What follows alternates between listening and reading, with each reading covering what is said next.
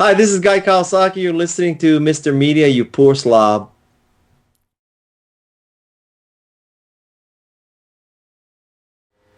Today on Mr. Media, I'll talk to management consultant Jeffrey J. Fox, author of the new book, The Transformative CEO: Impact Lessons from Industry Game Changers.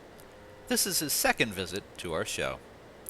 Stick around, but know that I'm holding out for the sequel, The Transmogrified CEO.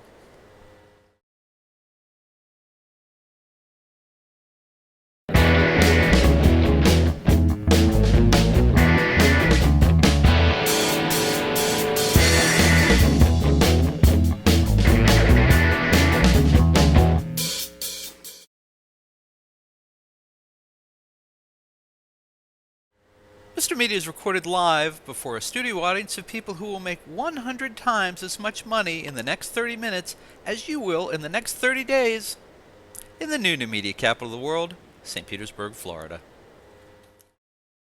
This is Bob Andelman, and this is the Mr. Media Interview, brought to you today by the Stitcher app for mobile devices. Give it a test drive today at stitcher.com/mrmedia, Mr. Media. I love this free radio app, and I think you will too. Stitcher.com/mrmedia.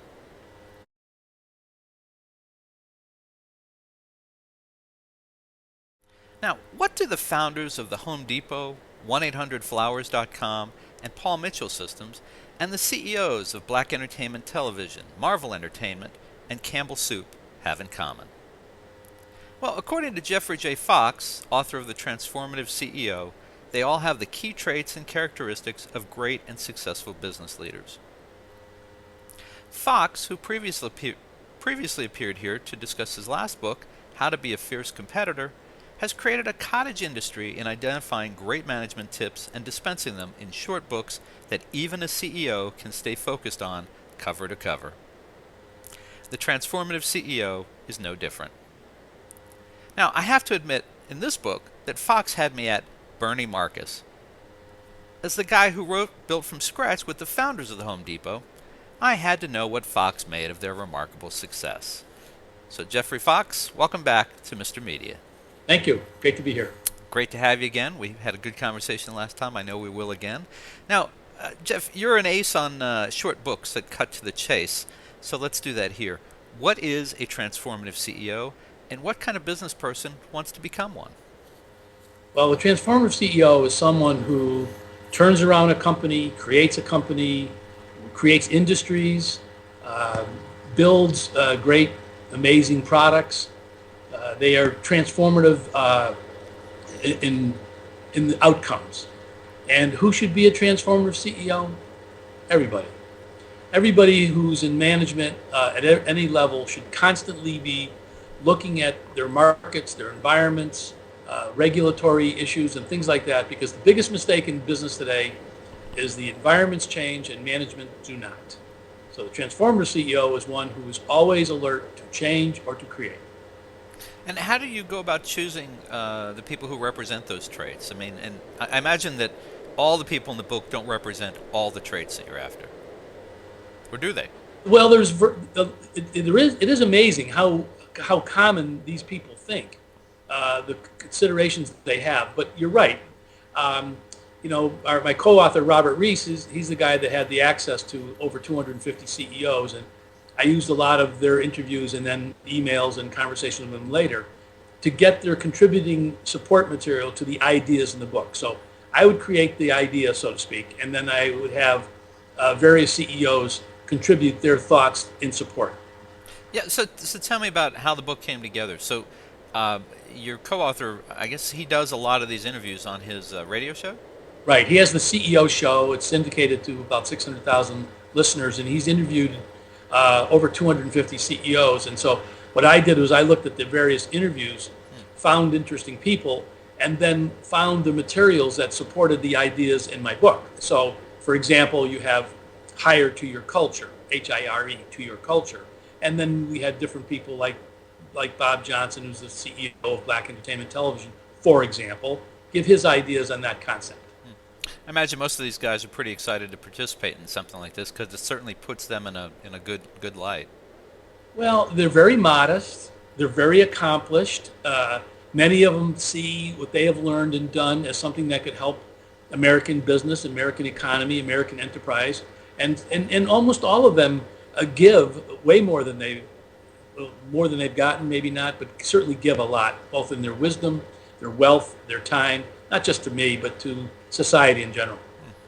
And I mentioned my familiarity with Bernie Marcus. I don't even know if you knew this from past, but I wrote their book.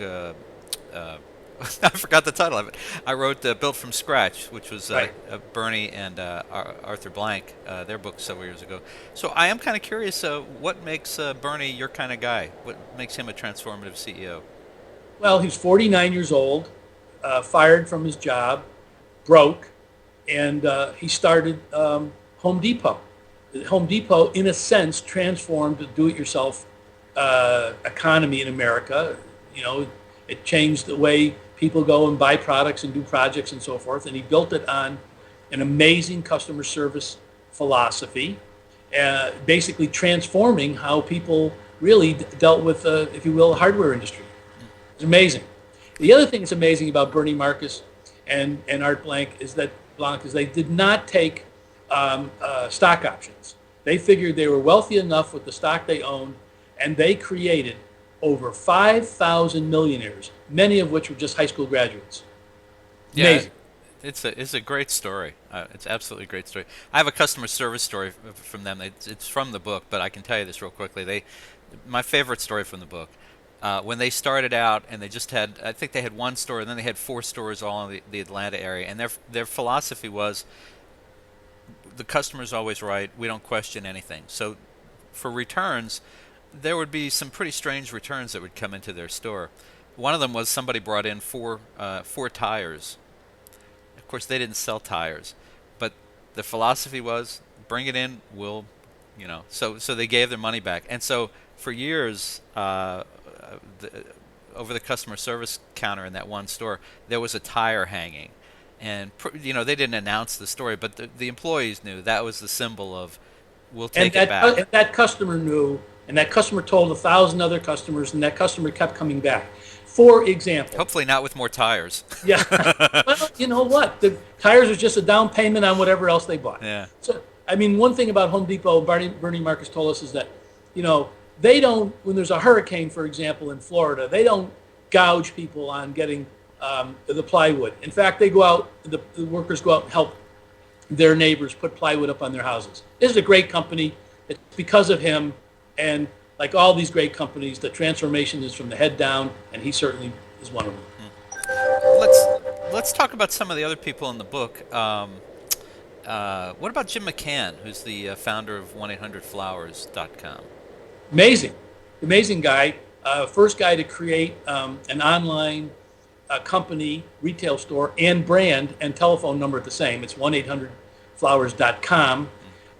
He considers himself to be the cultural engineer of his company.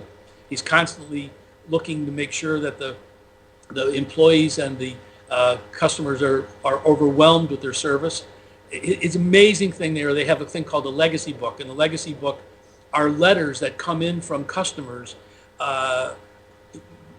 complimenting or thanking whatever 1-800-Flowers employee.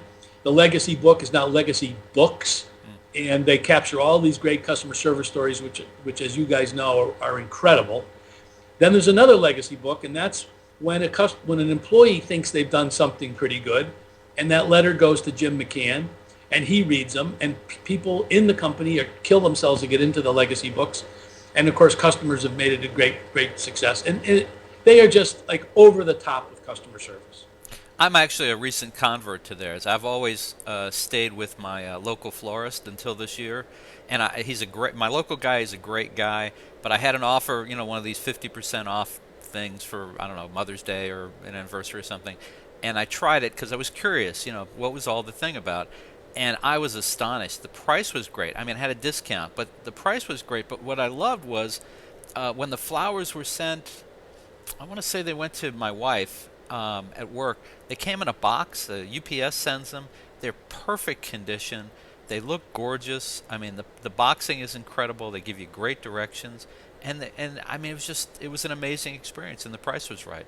Sure, and the value's there. They're Yeah. astonishing. And you mentioned UPS delivering them. Well, UPS is in the book also. Scott Davis is one of the transformative CEOs, and he comments on the notion of performing while transforming. So you got Jim McCann is constantly working on improving this customer service of 1-800-Flowers.com.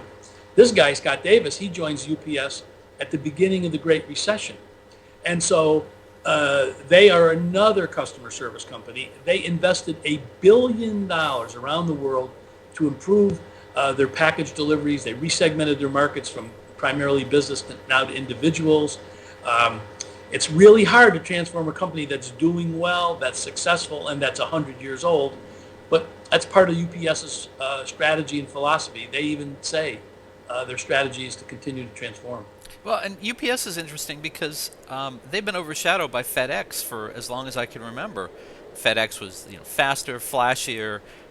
Fred Smith was highly considered just a genius of logistics, and then UPS. I mean, it seems like UPS started their transformation when they started doing stores. At least in my sense of it, is that they increased their visibility, and they actually made brown, which is about as dull a business color as could be. They made it sort of work for them in so many ways. Right. Well, they're both great companies. Well, yeah, I'm not taking away from FedEx. And they're both transformative CEOs. But UPS is such an international business, and the fact that he turned around a company that was successful. I mean, they had to make major changes in their infrastructure. They reduced office counts. They moved the sales and marketing and service down into the offices. They're closer to the customers. They're both great companies, and they're both probably great stocks to buy. I like UPS. And is the whole idea of the transformative CEO, is it that you look at these guys and do what they did, or is it that they look at their own companies, and you should look at your company and figure out, maybe the way you've always done it is not the best way to do it, and maybe there are other ways. Maybe you've become too much of the status quo. You need to look at it from a customer's point of view. Is that all part of it? Oh, yeah. I mean, one thing is for sure. Transforming a company is not easy. For example, 9 out of 10 turnarounds fail. Peter Cuneo, who's turned around Marvel Entertainment because he played on the intellectual properties of Spider-Man, the Incredible Hulk, and the Iron Dudes, and all those kind of guys. The stock was 94 cents when he took over, and he sold it later to Disney for $56 a share, give or take. And so he transformed something that was probably going to go out of business. So they take Doug Conant, who turned around Campbell Soup. When he went to Campbell Soup, they had lost 50% of their market share value. Morale was plummeting. Sales were down. Profits were going away. And the current management was taking things like chicken out of the chicken soup to save money. So his transformation was, I mean, I'm not saying it's easy, but it's certainly obvious. And that's sometimes what happens when someone comes in who's not burdened with all the politics and decisions of the past. They can sometimes make moves that the incumbent management can't or won't. But every manager seeing or listening to the show should be looking about what's changed outside. I mean, what goofy new government regulation is coming down the pike? What environmental stress has changed? What are our competitors doing? What's happening to our technology? What if our big customers leave? Those kinds of things are what a transformer CEO is not afraid to face. They face facts. They don't fight facts. And of course, they're creative and imaginative. They're visionary, and like Arkady Kuhlman says, he's the head of ING Direct. The new transformative CEO, the most important thing we need is that they have to be creative, and you can define that a million different ways, and these people are. Now, sometimes someone comes in as a CEO after a transformative CEO, and that's not so much fun. For example, when Bernie Marcus and Arthur Blank, reached the point where it was time for them to step aside, they wanted to do other things. Bernie created the Georgia Aquarium, and Arthur took over the Atlanta Falcons NFL team. They brought in a guy from GE, Bob Nardelli. He's a loser. Okay, just want to point out that It's seems just, that it's just another one of these guys that read the resume, that wore Jack Welch's stars, thought he was the big shot, come into a company, he's going to bring in Marines or whatever the hell it was, and wrecked it because he didn't understand the culture. Going from a $9 hammer to a $7 hammer to save $2 and lose a customer is crazy. So yes, that happens a lot. I mean, I don't know these people, so I can speak about it. But look at what's happening at Procter and Gamble. They had kind of a long period of sort of nothing going on. A guy goes in there for 3 or 4 or 5 years. I forgot his name right at the second, and he transforms. Procter and Gamble. Innovation's back. New products are booming. Investment in brands, and then he retires. And then a new guy, about 3 or 4 years ago, became CEO, and he's not transforming the company. Not, and so there's going to be a problem there. So it is hard to follow a transformative CEO. However, transformative CEOs are always looking within their organization to find somebody that could do the job better. The board at Home Depot blew it. There's no question about that. However, that's happened to many other places. Now, what can the board at Apple blew it? They fired Steve Jobs years and years ago. Well, yeah, big time. Right. Yeah, and we still don't know about Tim Cook. It looks like he's on the right track. It looks like he absorbed as much from Jobs as he could, and that he's making some corrections where Jobs was not the strongest guy, like dealing with people. Well, I think you have a situation where the culture, the winning culture, carries great companies for years. I mean, Red Auerbach said once about the Boston Celtics, if I lose a player, it's like taking a spoke out of the wheel, taking your hand out of a bucket of water. Now, clearly Jobs was transformative when he took over Apple because the culture had fallen apart. Mm-hmm. This guy who's following him has been at his hand and knee for years. So he understands the culture. He may be a completely different type of personality. I can bet you that Apple's got 1 million people in that company who are just as creative and as transformative and as productive as ever.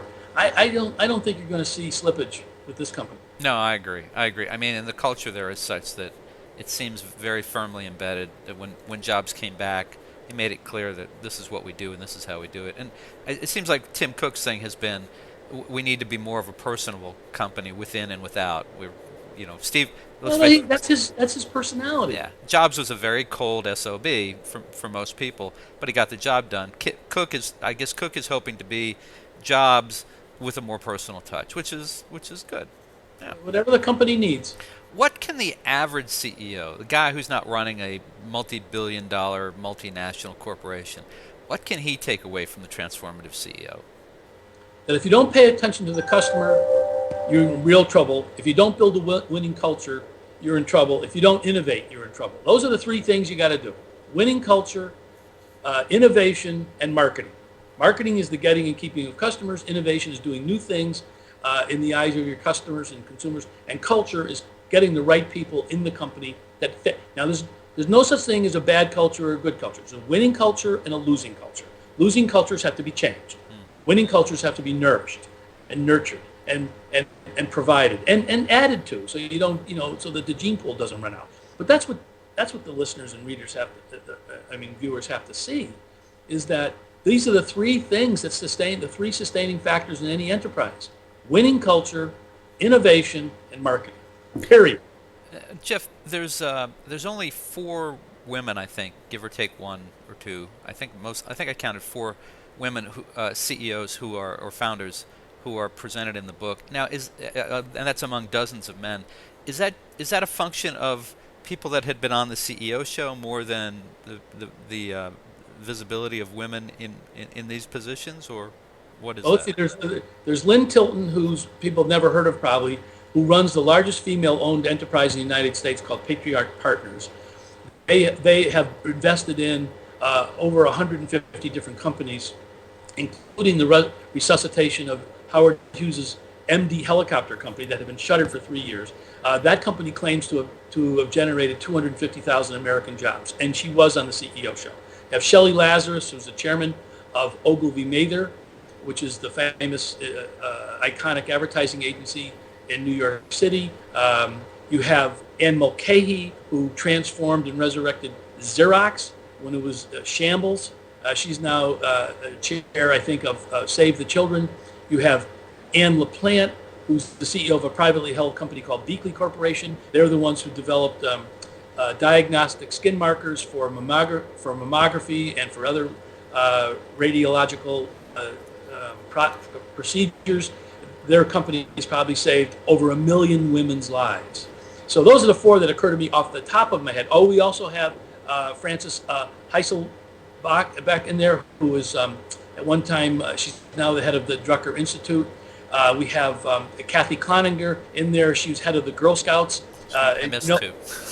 Well, yeah, I know, and I'm doing it off the top of my head. Yeah, that's good. But Kathy Cloninger, we have that great chapter in there that says, live and lead by the Girl Scout law. I mean, how many business books do you see that? Well, it's a fabulous thing. They were formed 100 years ago. Their anniversary is this year, 2012. They were started in 1912. Over 70 million girls have been U.S. Girl Scouts, and over 80% of the women in executive jobs in industry, in sports, in Congress, and those kind of not-for-profit have been Girl Scouts. All of the astronauts were Girl Scouts. 12 Olympic gold medal winners were astronauts. Queen Elizabeth was an astronaut. Hillary Clinton, I mean, not an astronaut, a Girl Scout. She probably was an astronaut too, for all I know. Hillary Clinton was a kosher Girl Scout. So this is an amazing thing as well. And I put that in there with the Girl Scout law and their Girl Scout promise. I think that's cool to put that in a business book. Do men and women manage that differently, or in terms of this type of CEO that we're talking about? Well, it's hard because hard to generalize, and I'm not. I do think that if I'm making an overstatement, that the women, the transformative CEOs that are women, tend to be a little bit more culture sensitive in terms of the emotional side of it, which is good, than do men. Although everybody in this book, Tony Hsieh from Zappos and Jim Skinner from McDonald's and on and on and on, Jack Bogle from Vanguard Funds, they all knew that their culture was key. I mean, Robert Johnson started Black Entertainment Television, the first African-American billionaire. It was all about culture with him. Like he said, if I have a product manager or a salesperson that was terrific and they nibbled away at my winning culture, they had to leave. John Paul DeJoria, which every woman in the audience knows, started John Paul Mitchell System Products. Their thing is about culture from the get-go. They wanted very, very, very important how they did it. Tony Hsieh from Zappos says, we have our culture written on the wall. It's not just a poster. We live by it. We hire by it. All right. And hard to say the difference between management styles. And just before we wrap up, where do most of these CEOs who are not transformative CEOs, where do they go wrong? Is it in branding? Is it in their management style? Is it indecision? Is it that analysis paralysis? What is it? Where do they Well, I think they're tethered to the past in many cases, and the past is not just the past environment in the corporation where they work. It's also they're tethered to their own past, and they don't adapt and they don't change. They could be perfectly all right. There's lots and lots of great companies out there where the CEO is quote unquote administering the business or managing it because the businesses are great or just streaming along. That's fine. It's when the environments change that the management has to change. So I don't think it's a criticism for someone who's not in a transformative role because maybe they don't need to be, but they will sooner or later, or their successors will sooner or later, without question. Something's going to change in that company, and they better be prepared to face those facts, not to fight them, to change, get help from anybody they can, and they'll be fine. So what's next? We've talked. The last time was how to be a fierce competitor, which I can tell folks you can still listen to that one on MrMedia.com. And now But that's a great book. It is a great book. I agree. I wouldn't have brought it up again if I didn't think so. What's next? Bring them all up. I've got 12. What's next is a children's book. I'm writing a chapter book for kids grades 4 through 8. It's based on a true story. I went in the children's book. I'm glad the kids are reading again, but I mean, I just think that we have to have words bigger than my mama was a llama when we give these kids books. And every book you read is about a vampire or about some crazy thing. Fine, they're reading, but I'm looking for a book will never be as good as Robert Louis Stevenson or Treasure Island or any of that kind of thing. But it is a chapter book, and maybe I'll just make 100 copies. But that's next. Cool. All right. Well, folks, listen. You can find Jeff Fox's new book, The Transformative CEO. Impact Lessons from Industry Game Changers, in great bookstores everywhere, or you can order it right now at a great price, as always, at mrmedia.com, mrmedia.com. Do you have a website you want to mention? Well, my website is www.foxandcompany.com, and that's FOXANDCOMPANY.com, and we refresh it now and then. And I appreciate all your people that are listening and watching, and I hope they do buy the book and they'll learn from it, I hope. And are you in any social media, Jeff? Twitter, Facebook, any of that kind of thing? Well, we are. My publicist handles it. I'm not convinced of the commercial value yet of the social media. Really? Yeah, I'm not. And I also look at the productivity declines with people who are, obsessed with it. I'll make you a prediction. All right. At Facebook, etc. What's going to happen is that companies are going to start, especially big ones, are going to start their own quote-unquote Facebooks, their own internal Facebook. We don't call it that, of course, and it'll be on 24 hours, and they'll have viral meetings all the time, and you're going to see internal consumption of outside social media, including email, drop like a rock. I'll be interested to see that. I know a lot of companies have tried. I know there's Ning.com where you can set up your own, and Neighborhood America. I don't know the technology, Yeah. but I do know that it's impossible to understand whether Facebook, etc., it has commercial value in terms of marketing, selling product. All right. That may be a book for you ahead there to talk to CEOs about that. That you might be onto something. All right. Well, when was the last time you read an ad that popped up when you were on Facebook? Still waiting. Exactly. Yeah, I know. I agree. Although I will tell you, no, I must say, the flip side of that is that we do have ads. We don't do pop-ups, but we do have ads on Mr. Media, and I mean, people do click on them. They do look at them, but I think that's a little different. Yeah, but pop-ups, no. Mr. Media is a voluntary destination, and you're going there it's got a specific promise embedded in your name and in your brand. Facebook's original promise was so kids could talk to each other all over the place. All right? That's their promise. How do you make money on it? I mean, to me, I'm surprised they don't charge people like $5 a year or something. They got a zillion members, so $5 a year is some money. I think that's likely they'll go that way, especially since the stock price didn't work out the way they thought it would. I imagine they'll start charging. They're not making the money. Yeah. And sophisticated advertisers, and I'm not just talking about Facebook per se, sophisticated advertisers are going to question, am I getting a return on my investment? When I run an ad in this, and because you said they click on it. When I run an ad and I code it and everything so that it's, Facebook, Atlanta, Georgia area or whatever, do I see my sales tick up in those local stores, or do I see them tick up online? If they do, they're going to be advertising like crazy. If they don't, they won't. Very good. All right. Well, and on that note, Jeff Fox, good to see you this time. Thanks for coming back and joining us on Mr. Media today. My pleasure, believe me. It's great. All right. Continued success. All the best.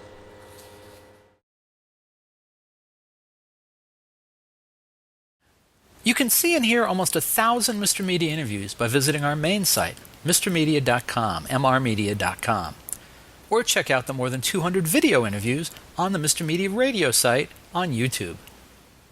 And I'd sure appreciate if you'd show some love for Mr. Media's advertisers, including Stitcher. Apple named Stitcher a top 5 news app of 2011. It's a free mobile app for your smartphone or tablet that lets you listen to your favorite shows and discover the best of news, entertainment, and sports on demand. You can listen whenever you want to more than 5,000 shows, get customized recommendations, and discover what your friends are listening to. My own list of Stitcher favorites is pretty eclectic. I start my day with an hour of MSNBC's Morning Joe with Joe Scarborough and Mika Brzezinski. Then it's the latest 2-minute update from the Onion News Network. After that, I'll listen to WTF with Mark Maron, Here's the Thing with Alec Baldwin, HBO's Real Time with Bill Maher, and excerpts from E's Chelsea Lately and The Soup with Joel McHale. Also in regular rotation on my Stitcher playlist, the BS Report with ESPN's Bill Simmons, the TechCrunch headlines, and the Don Geronimo Show. The latest episodes of each show, whether originating from broadcasts, cable TV, radio syndication, or podcasts, are continuously updated. Stitcher is a free app for your iPhone, iPad, Kindle, Fire, BlackBerry, Droid, and more. And show your support of Mr. Media by getting, did I mention it's free? The app at Stitcher.com/Mr. Media. That's Stitcher.com/MR Media. Stitcher Smart Radio, the smarter way to listen to radio. We're also supported by Audible. Check out Audible's 30-day trial membership and download the audiobook version of the book everyone's been talking about, 50 Shades of Grey by E.L. James. Sign up for your free trial today at audible.com/radio. Again, audibletrial.com/radio. And finally, if you need a disc jockey for a wedding, bar mitzvah, corporate event, or just a big old party, please consider calling 1-800-DIAL-DJs, the party authority for all your party entertainment needs. You can call 1-800-DIAL-DJs or go to their website, 1-800-DIAL-DJs.com, and tell them Mr. Media sent you. And thanks for listening.